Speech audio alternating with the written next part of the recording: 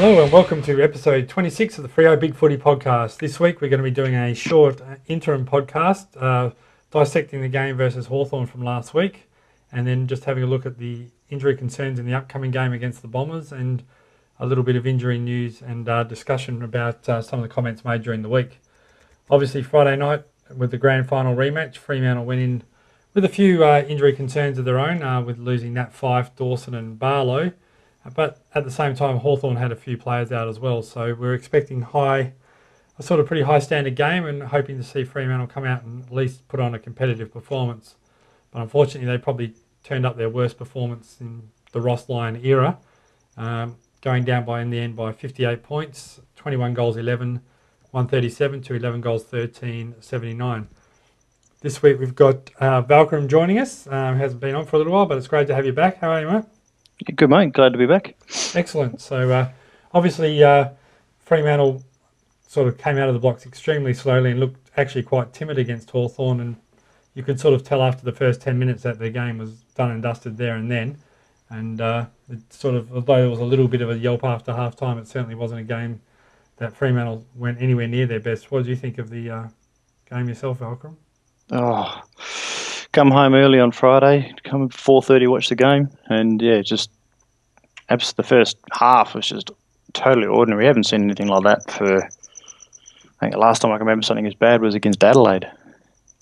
Yeah, no, it was. It was that and all the Geelong game. Yeah, even the Geelong game wasn't as bad as that even. So, no, it was just, it was hard work watching it. But you know, as a loyal Purple man, you watch the game from start to finish. But it was hard. Yeah, absolutely. And it'll be interesting to see this week, and obviously we'll get into the preview of the Bombers game a little bit later, but Hawks played a very high possession game, keeping the ball off Fremantle, and obviously doing it well, racking up an extra 180 possessions over Fremantle. And yeah, it was a 490 or something? Yeah, 492 to 311. So it'll be interesting to see how Ross Lyon adapts this week and whether Essendon continue to play that high possession football style, or whether and how Ross Lyon's going to adapt his team from last week, where they were showing up pretty badly. There wasn't a lot of positive performances from the game. I thought Stephen Hill, as Ross Lyon mentioned in the press conference, battled hard all day and put his body on the line with 24 possessions, and probably Daniel Pearce continued to get a fair bit of it.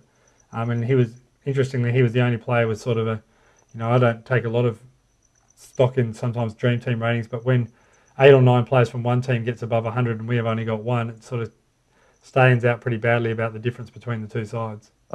His average disposal was ridiculous. I mean, Jordan Lewis, 37 touches. Brad Hill, 30 touches. Simpkin, 30 touches. Suckling, 30 touches. Smith, 30 touches. And I mean, what they 1, 2, 3, 4, 5, 6 players with 30 touches, and we got one. I think it was Daniel Pearce. Daniel Pearce. And then it gets even more glaring when you look at the total disposals as well. It becomes even more glaring. I mean, they then had another 3 players over 25, and I think we didn't have any. So you can rock your way all the way down to about half their side having more possessions than our top 2 players. So it was just a dirty night out, really. And I mean, teams do have that occasionally. And as you said, it's hard to sort of stay up for 22 games for the season and then plus finals, but it was certainly on the Friday night stage a bit of a stinker, and I think some of those players who did have grand final demons certainly didn't do anything to bury them on that night. That's for sure. I think it shows a bit though that we just got smashed in the contested ball. I mean, you look at our top position winners, Pearce and Hill, noted outside runners. And they're guys you want to have the ball on the outside. But you got Mundy. And who else? De Boer played a bit in there. Lachie Neale, I looked at one stage, was playing in the back line. I couldn't believe he wasn't playing in the midfield. But and then you had Crowley, who was stopped his tagging role in the second half. So there's sort of your inside work. And then they're only getting Crowley 17, Lachie 19, De Boer 19, Mundy 20. So they're not getting a lot of touches for the outside run for Pearce, Hill, and the likes of those guys. Johnson, you want on the outside collecting from the half-back line. It just wasn't happening, whereas those guys were winning the inside ball and then getting it onto their outside players and then keeping control of the ball and then just killing us on on flanking plays, where they just get it out the back and bang, they're gone. Yeah. No, it was, as much as we hate to say it, and although the forward line hasn't changed much from last year, the forward line is just struggling. Like Maine has really struggled to have any impact this year, probably in the 3 games we've had. Yeah, and his goal kicking's gone back to days of 3 years ago. Yeah, I mean, granted he only had 1 shot, and but he just his work rate hasn't been right, and with his and it's probably with his ankle and that sort of stuff he made. And although that probably happened early in the game, it didn't help him at all. No, it definitely wouldn't have. No, I think he's just hasn't seemed his normal self from last year. So, Chris Mayne, 1 tackle for the game. How long's it been since you've seen only 1 tackle against Chris Mayne's name? Well, absolutely. And I wonder if the team came out with a bit too much. They thought, well, we're going to have no Fife, no Barlow, and they probably just came out in a negative mindset, like let's contain him early, and all of a sudden, like we just saw a lot of uncharacteristic fumbling. Just players weren't taking the first option. It was just, as I said, it wasn't the side that we've seen probably playing in the last year or so. That's for sure. Absolutely not. And I think it also it's interesting. A lot of people talk about Fife and Barlow. And we're missing those 2 guys, but it also probably highlights to a lot of players who probably don't always have a great opinion of Zach Dawson as well. His importance down back, just marshalling the defence.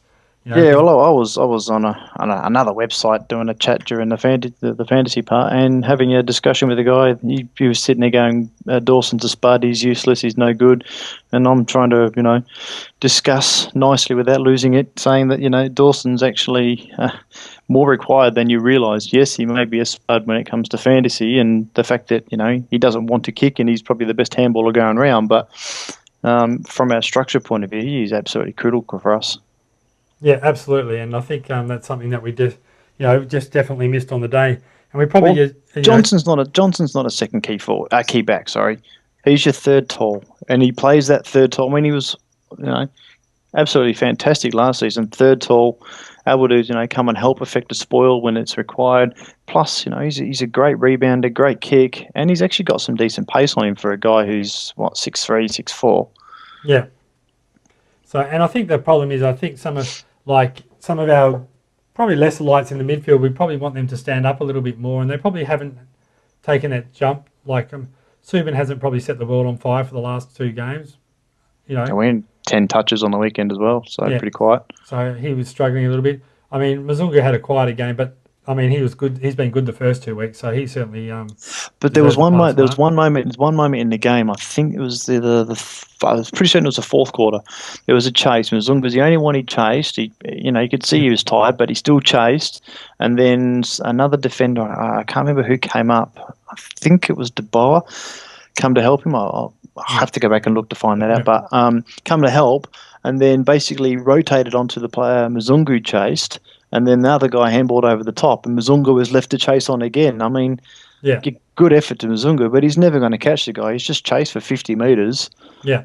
Where's the fresh guy to come in and rotate and swap into that? So little things like that I saw Mazungu doing, which was really good. But overall, we're quiet compared to his first 2 games, that's for sure. Yeah, and as you said, it was just like the whole structure went out. When Dawson goes out, then Johnson has to then take a key back, and it just sort of robbed us of a little bit of that rebound from half back even when we did get the ball. So, it was just one of those dirty games, I think. Absolutely. And then Ibbo going down early with a shoulder.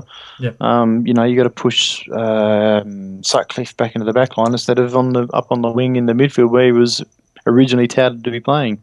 Yeah, absolutely. And so, as you said, it's just one of those games. And this week will be an interesting game to see how, Fremantle rebound from that loss. I mean, as Lion said, we did have a pretty dirty game last year against Geelong and rebounded back from that, and was a bit of a catalyst for our end of season run. So it'll be interesting to see. And obviously we've got a few guys coming back into selection. Dawson's back. Dawson's back this week, obviously. Yeah, so he'll slot straight back in, and obviously.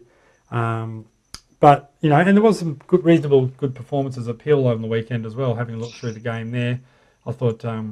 Particularly in that second quarter, Josh Simpson showed probably the most he's shown as since he's been on our list. He's actually been doing all right. I've been keeping an eye on him this year. He's racking up the touches. I mean, I personally haven't seen I didn't see the game, but I didn't see how well he played. But he's been picking up the touches. Clancy Pearce was apparently a beast on the weekend. Yeah, he would definitely be looking to come back in.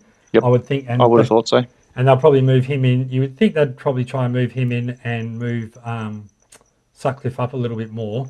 And if I don't think Chapman will play, but if he does play, he would be probably good hard body to go against another hard body. Yeah, particularly if Spur you'd think Spur may start on Chapman, but if at least if he doesn't work, you've got another hard body that you can put on him.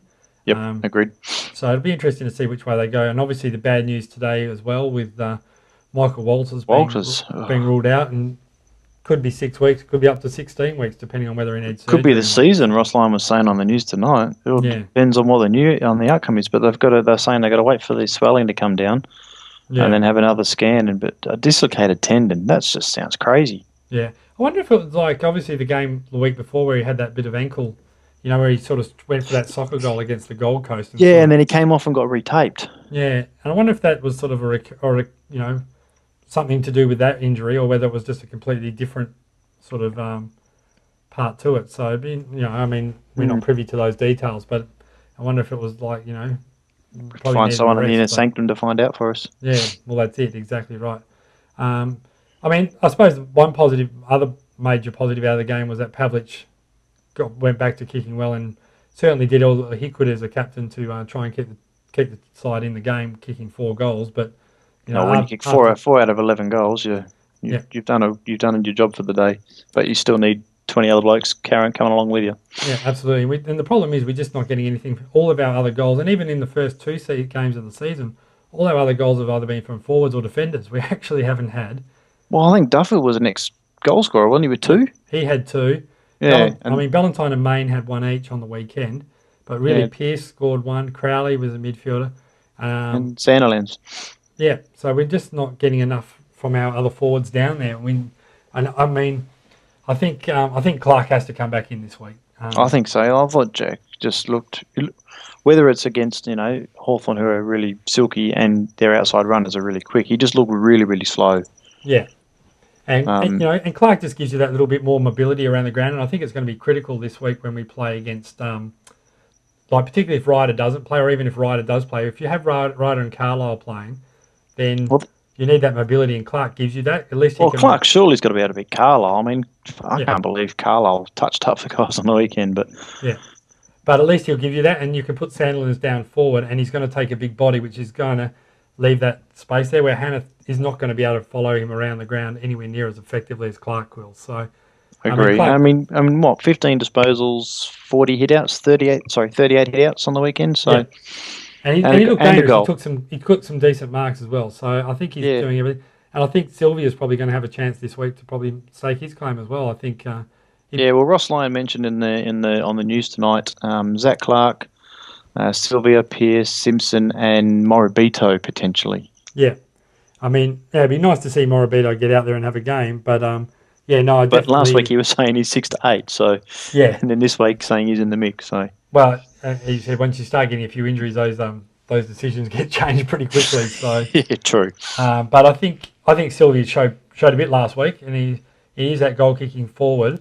And whether they move the ball up into the middle a little bit more, and then put Sylvia up forward, at least they can rotate between them a little bit. So it'd be interesting to see which way they go. But because you think Crozier would stay in if Walters is out, so you think Crozier would stay in for that? Well, Crozier has to stay in. That's what Crozier's role is, and you'd think Sylvia would be like the replacement for Main, and I suspect Clancy will come in for Ibo, and then Hanneth maybe out for Clark. Yeah, and whether they, and he said whether they look at putting Nick Subban back for a couple of weeks or for a week in the waffle, or does Neil come back out again like he has? Yeah, I don't think because Dawson's got to come in. So Dawson's got to come in as well. So I don't think Neil will go out. I think Subban will probably go out before Neil, but it'll be interesting to see which way they go anyway. So the other interesting thing we'll quickly touch on before we sort of finish up for our short one tonight is obviously there's some comments made by Lee Matthews about Aaron Sandlands during the week, saying he's the most overrated player in the game and that sort of thing, and the hit outs. All he does is hit outs. Yeah, and obviously what he's saying, there is a bit of validity to it. If you're only getting hit outs and that is all around the ground, then it's probably a reasonably fair call. But I think you only have to watch the game versus Geelong last year in Skilled Stadium to see that, you know, how effective he was. Yeah, I mean, you got to look at the other thing too. There's no mention of the fact that other teams play their setup to negate Sandilands. yeah, So they're already giving up the fact that Sandilands is going to get his hand on the ball first, which is what Matthews is saying he's good at doing, but that's all he can do. But you look at every single ruck contest, well, not every single one, but a majority of them, they just jump into Sandilands first and then go for the ball. Now, as far as I understand the rules, that's a free kick. I actually did see in the game one time, it's the first time I can remember in a long time, that Sandilands got a free kick. I think they actually even paid it as a mark, but there was an arm on his shoulder and I heard the whistle go and he's been paid the mark or a free kick. And I think that's the first one I can even think of that would even come close to have been a free kick paid for him. I mean, the guy's 211 centimetres. Most guys only come up to his waist. Yeah. You're going to hit him on the shoulder or the arm. And now the rules by the AFL is that's a free kick. So none of that gets taken into consideration. They're just going, okay, he gets 50 hit-outs and, normally 10 to 15 or so to advantage, which isn't a great percentage. But, I mean, you look at the game before when he was up against an inexperienced guy in Nichols and he got, 58 hit-outs and 21 to advantage. I mean, that's clearly a dominating performance. Yeah. And so how can that be overrated? Yeah, and the thing is, last week as well, all our structures and setups are based around Fife and Barlow, particularly. There are in and under guys. Yeah, and they're, if you're doing the work, 70% of the work's going to be with those two, and obviously Mundy as well to a lesser degree. But Fife and Barlow are our two main guys, and when they're both out, it's obviously going to upset your structure, and it's going to take a little bit of time for those guys to. I mean, who came in there? I mean, who came into the centre circle in place of those guys? It was Hill, who's an outsider, not really known for getting his body in there on the line. He has been getting better. And who else went in there? Lockie Neal. And Lockie's nowhere near the same size either. No, but he's courageous and he'll get in under there, but he hasn't got the size or the weight to do that. And who else was in there? De Boer was in the middle. I mean, puts his body over the ball, but he's not as, let's be honest, he's not as crafty and skillful as Barlow and Fife. No, absolutely. And I mean, that's why we want those guys in there, because I mean, they're match winners. So, Exactly. Anyway, we'll see how it goes. So, yeah. Any other points you want to make? Lee Matthews is wrong. Yeah. Yeah, I mean, and as you said, I mean, it's easy when you look at a guy in isolation too. It's like Buddy, I think. Yeah. When people talk about Buddy, he's not a good forward, but the reality is, the fact of the matter is he's one of those guys who's kicked 60 plus goals for the last 5 or 6 years, and there's not many of them around. So exactly. There's only 4 guys playing who've got over 500 goals to their name at the moment. I think that's Pav, Revolt, Brown, and Buddy. Yeah, exactly. I might be wrong there, but can't be too many more. No, absolutely. So, anyway, we'll hopefully the boys will learn from that loss on the weekend, and we'll see them come firing out against Essendon, who are on a bit of a roll themselves. I mean, it's hard to tell because the Blues were that deplorable last week. It's hard to get any sort of indication of how good they were. So. You'd almost say Melbourne was better than Blues, but moving on. Yeah, which is saying a lot. I think even with some of the Blues legends have said that Melbourne would be equal favourites with them again game at the moment. So that's telling you quite a bit. So, but we'll see how it goes this week. So, as I said, it's just a short pod this week, guys. So, as I said, we'll do our usual Thursday night, and Walkorum and Paraclete and Seppo will hopefully you'll be along with us to have a more in-depth look at the preview of the Essendon game, and as I said, we'll speak to you then. All right, thanks for joining us again, Walkorum, this week. It's great to have you on board. Glad to be back. All right, and we'll speak to you guys on Thursday. Bye for now.